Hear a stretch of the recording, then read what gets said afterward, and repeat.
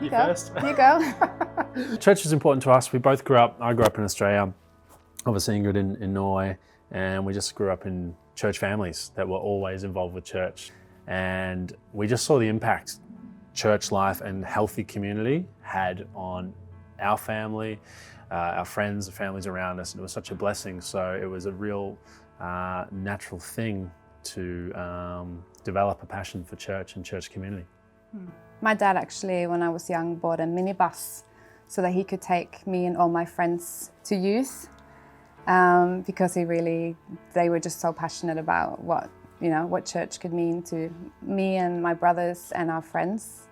And I think kind of after a while going to youth, realizing for myself what church is and can be.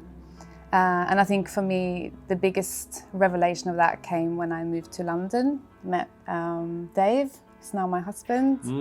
And I walked into church and there was 4,000 people worshiping God and bringing friends who had never been to church before, and just seeing them just blown away by what impact the worship and the word could do in someone's life who'd never heard it before. So I think for us, it was the season that really impacted us is when we had been serving in church, building worship team for years. And suddenly got pregnant. Not suddenly, it was kind of planned, but we didn't plan to have twins. And I think in that season where we lived in a big, busy city and we didn't have any family there, seeing how a church just surrounded us, and they bought our buggy and they actually came every day, like after the twins were born, like filling up our fridge. Helped move us into a new house. Yeah. The whole thing. It was really good. Yeah, and I think, just seeing how church is actually, helping you in seasons, and we feel like we can be like that in many seasons, but then kind of receiving it back as well is one of the amazing things about church. Yeah, I believe that the church can be the answer to everything in our country, in our society, in our local communities. And I think of that scripture in the Message Bible, says the church is not peripheral to the world, but the world is peripheral to the church. And he's going to build his church, of which he speaks and acts.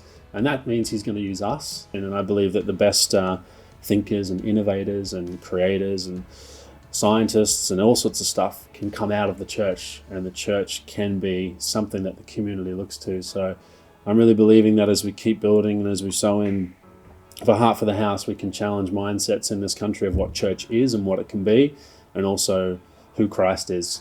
And really flip some of those traditional mindsets and see the church front and center in Norway. And I believe it's going to happen. I've seen it happen in Sydney and in London, and I believe it will happen again here in Norway. But it's going to take a lot of work and a lot of us giving our time and our effort and our energy and, of course, our finance to see the house of God move forward.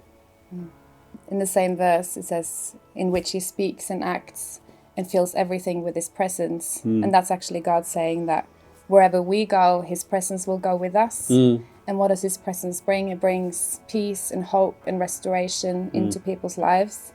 So realizing as we go out on a Sunday afternoon that we are the church and that we bring God's presence into everywhere that we go. I think that's really powerful. And I think, there's so much more to come for the church in Norway.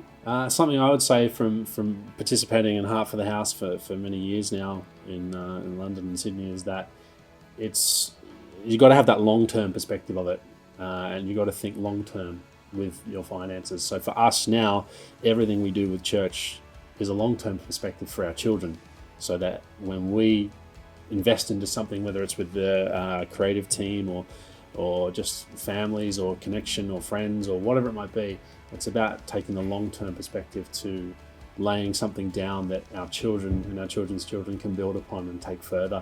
And so, it's never easy to part ways with money, but I would encourage people, think long-term and have a future-minded focus of what we put down now is the foundation for what the next generations can build upon. Just like right now, we're standing on the shoulders of giants for what they did and the price they paid in the past.